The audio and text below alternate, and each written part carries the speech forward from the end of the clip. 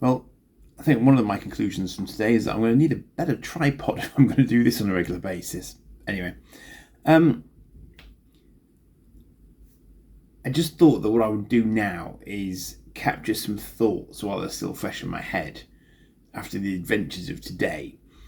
So I've now arrived back in Chester, which is where I'm sort of launching out from tomorrow. Today was really interesting for me because I'd seen 2 out of the 3 places I was going to a while ago now on the Leicester Vintage and Old Toy Store channel. So I knew of them. They were sort of known quantities, but I didn't know about the last one, which was 88 miles per hour. And what's always been apparent to me is that all of these stores have their own particular areas of focus. So until you actually get there, unless you know them already somehow like this, you're not really going to know what they're going to have for you. So you won't really know how good a match they are for your interests until you get there. So what I found today was quite a range because, by his own admission, Mel's Collectibles is more of a sort of an oldie-timey sort of shop.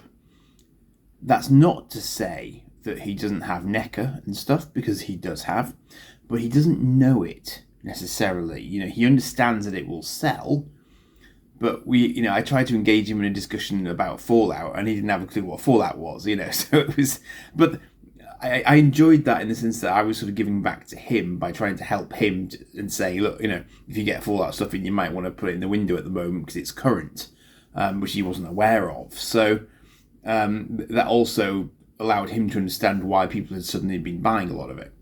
So that was good. But it did mean that if you'd gone in there looking for more modern stuff, you would have been disappointed. But that's fine, that just is what it is. And another interesting observation Mel had was that he's moved from one premises to another premises right next door. And he said that had he not been able to do that, he's not sure that he would have carried on, really, because people don't go to him on a regular basis. They go in more occasionally. So in order for him to get that sort of occasional traffic, he's got to be where people expect him to be. Otherwise, they're not going to go looking for him.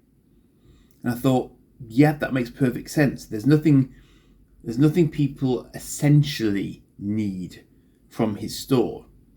So he says, even though he gets quite a lot of sort of footfall past it, because there's a Tesco just down the road, I was the only person there for a good sort of hour and a half of the time that I spent there. And I spent too much time there, which made me late for everything else, but that's entirely down to me, not him. So, I think it's really hard for independents like him to be able to keep going in this sort of environment, and the rents for shops are not cheap, and there's all sorts of factors at play there. But nonetheless, he's a very deeply knowledgeable guy about all the stuff that he's knowledgeable about, which is kind of what you'd expect. It's just that he picks up other stuff, often by people bringing stuff in, and a guy brought stuff in whilst I was there. We were laughing actually because we were talking about eagles and transporter pods and stuff, and he got another transporter pod in from this guy whilst I was there, so that was quite funny. But It took us a little while to break the ice, but he didn't know me from Adam, so I kind of expected that, But we ended up having a good chat by the end of it, and I enjoyed spending my sort of time in there with him, because obviously I sort of overlapped with that era a little bit, and he was quite open about the fact that obviously he doesn't know as much about my era as other people might, so that makes that was fair enough. So I then moved on to the Classic Collectibles. That's the official name. I wanted to get that right. Classic Collectibles, Vintage and Collectors Toy Shop in Leek. Spoke quite a bit to Richard there. I was only there for about 3/4 of an hour before I moved on, because I was conscious that if I was going to get to 88 miles per hour, so to speak, I needed to get driving again. But his store was even smaller than Mel's, and yet it was immediately sort of more my era. So he had boxed Star Wars, he had boxed Transformers, he had Masters of the Universe. None of those things were present in Mel's. I think it's fair to say, yeah. So it's immediately exciting. But the funny thing was, it turned out he's actually slightly older than I am. So he, for example, was into Action Man, whereas I was not. And equally, he was obviously into other things which I was not from a personal taste point of view. But that's just one of those things, But he was a pretty good match for a lot of things that I do have an interest in. So that worked out absolutely fine from both our points of view. And he would be a good source of boxed 80s stuff, I think, if that's the sort of thing you're looking for. And before I forget, this is why I wanted to do this now, he had a Starbird in a box, which immediately endeared me to him, because that's the first time I've ever seen a vintage toy store with a Starbird in a box. I'm not sure if it was complete, because it was very, very high up. He makes the most of the space that he has, put it that way. So that was quite interesting, and and he said he also mentioned that I think he doesn't do. I think he goes to a Buxton toy fair, but it isn't huge, and that wasn't one that I particularly heard of before. But I think he does the NEC. I think he said that's the only one where he actually has a stand now. So you may well see him at the NEC if you go down to that one in Birmingham. So I went from a smaller shop to an absolutely immense shop when I finally got to 88 miles per hour. And their backstory, if I get this right, is that the site that they're on is big into antiques, lots and lots of antiques, almost like kind of like warehouses actually, but a lot of different people, I think, using cabinets in those antiques, sort of, barns, if you like. So what had happened was that they'd had the opportunity to get hold of an entire unit on that site.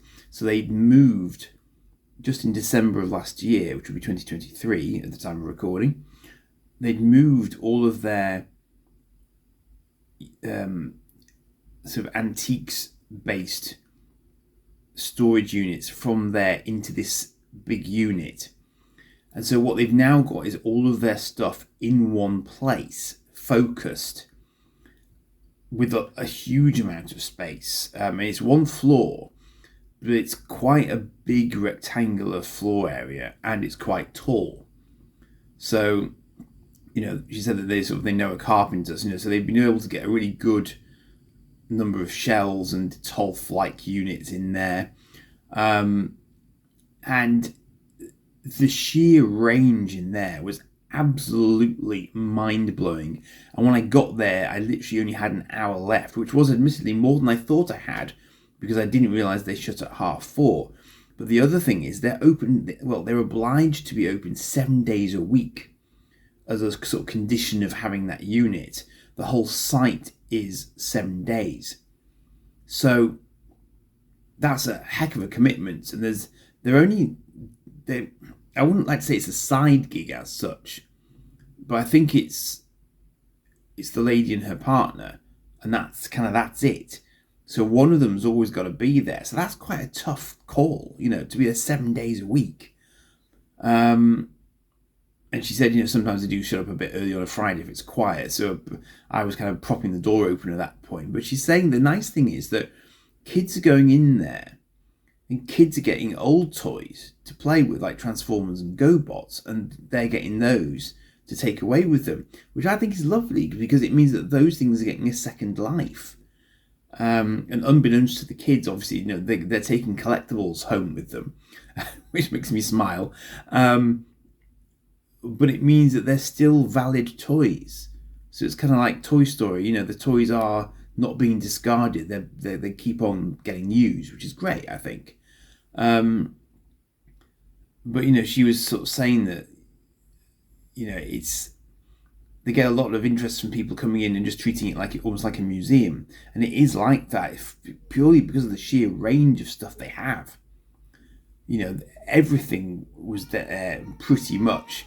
I saw Zoids, I saw Visionaries, I saw Mask, I saw Centurions, Thundercats, He-Man, Star Wars, various flavours of the Action Force, Action Man lines that I'm not that familiar with. Starcom, yes. So I guess the advantage is that is very much like a sort of one-stop shop potentially for you. If you're after a particular thing, you might well find it in there if you can get yourself there to Nantwich. It's I probably came at it from a strange angle in terms of where I was coming from, but it's not that hard to get there off motorway networks. I wouldn't have thought, really, if you're in that sort of vaguely sort of Derbyshire sort of sort of northwest area, you could probably get across there. It's not far from Crewe either. So I say, the only thing about it was that I thought some of the prices were fine, and I'm no expert in this. Others I thought were a bit much, but then I was offered a discount without asking for one at the point of purchase. So I sort of wonder if they do that as a psychological thing as much as anything else. Although, I know that's not unusual in the trade. But I think what really struck me was the sheer quality of what they had out on offer, which isn't unusual in the store because it's a curated offering. Obviously, they don't want to offer you rubbish because then you wouldn't come back. But the amount of boxed stuff that was there was just incredible for a store that was offering things that had been on the shelves 40 years ago.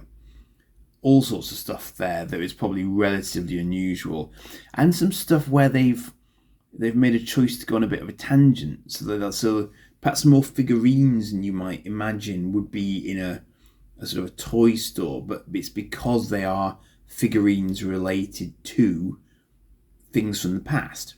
So from my point of view, from a future of the past kind of thing, that shop is preserving the past like for the future, like there's no tomorrow. Because there's just so much stuff in there that is properly old school. And I bought relatively little from there simply because I was very, very tired by that point. I'd had very little to eat. So I was just a bit sort of flagging at that point. But, I was quite pleased. I'd made it to the last one I'd aimed to go to that day. That was nice. And it means that I now know where to go next time, which I think is a decided bonus, obviously.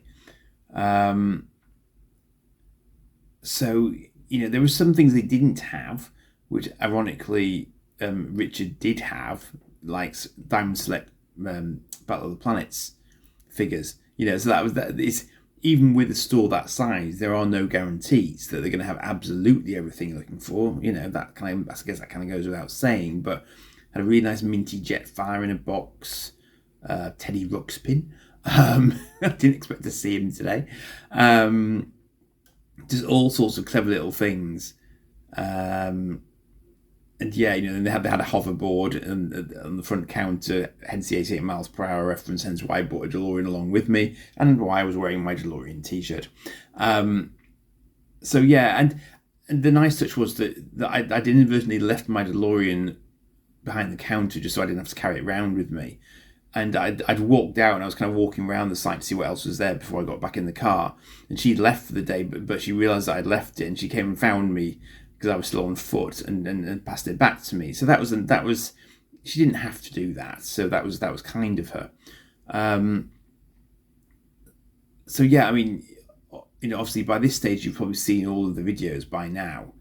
But I just wanted to capture this at the end of the day, just for me really, as much as anything else, to remind myself of all the sort of little interactions I've had over the course of the day, because it's just been nice to chat to the people and understand a bit more about why they're doing what they're doing and why they've chosen to be sellers of toys,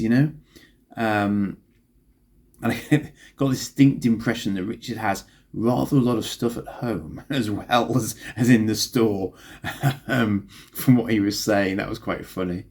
Bless him. It was, but yeah, it's just, I just find it quite reassuring that in this day and age there is still the ability for people like there and like Gareth at Cosmic Toys to be able to just sort of do what they want to do and not feel that they're under too much pressure to be like the mainstream toy stores. I think that it's nice like that, you know, and it gives older people like me a chance to reminisce and to revisit some old friends, you know, and obviously make some new ones as well, in the sense of both new toys and new people. So yeah, so I mean, as I say, I don't think I'm going to do huge amounts of vlogs, which I guess this is, but I just thought I would do something different, and I think it's healthy to do something different once in a while. The camera held out very, very well. I've always been impressed by this. It's not a top-end Samsung. It's only it's only an A53, but she seems to do a pretty good job. And I haven't even got my external microphone connected now. I'm just doing it using its inbuilt microphone, which I hope is going to be all right for you. But I think on that note, I will leave it there because I am quite tired, quite tired, and I've got a lot of driving to do tomorrow again. But at least tomorrow night I should be back home, which will be good. So yeah. I may be able to get a bonus visit in tomorrow. That's possible. I'd quite like to go into Chester, but I don't really know what's there these days. And I think given the amount of driving I've already done, that might be pushing it. So I think if I'm going to go into North Wales and back, that might do. So maybe we'll go to Chester another day. I don't know, but we'll see. So please do like and subscribe as ever. It helps me to keep the channel growing a touch. And I'll see you for another one in due course. Cheers for now.